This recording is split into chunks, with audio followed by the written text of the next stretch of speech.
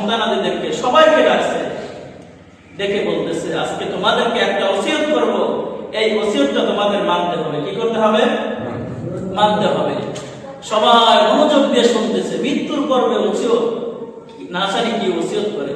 হযরত যুলকারনাইন বলতেছে আমার ওসিয়তটা হলো যখন আমি মৃত্যুবরণ করব আমাকে যখন গোসল করাইবা, গোসল করানোর পর যখন আমাকে কাফন পরাইবা, কাফন পরানোর সময় আমার হাত দুটা কাফনের এরকম বাহির দিয়ে এরকম ভাবে হাত দুটো যারা দুদিকে দিয়ে রাখছে এরকম ভাবে তোমরা হাতটা রেখে দিবে। ফ্যামিলির সবাই তো আশ্চর্য হয়ে গিয়েছে, কি ব্যাপার, এটা কেমন কথা, বাদশা কেমন উপদেশ দিলেন? এক পর্যায়ে তারা প্রশ্ন করে বসলেন, বাদশা কত মানুষ তো দাফন করায়, কত মানুষকে তো কাফন করায়, এমন ওসিয়ত তো কেউ করে না, আপনি আমাদেরকে এমন ওসিয়ত কেন করলেন একজন বাদশা হয়ে?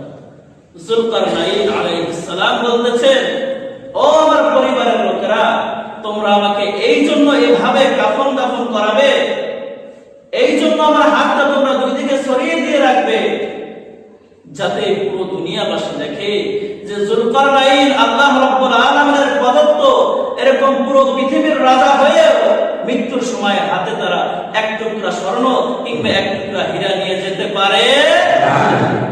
তাদের সন্দেহ থাকতে পারে, হয়তো যুলকারনাইনের হাতের ভিতরে স্বর্ণ থাকতে পারে, হীরার আংটি থাকতে পারে, কারণ কাফনের ভিতরে যদি আমি পেছানো থাকি, হাতটা যদি আমার ঢাকা থাকে, মানুষের সন্দেহ থাকতে পারে কি পারে না?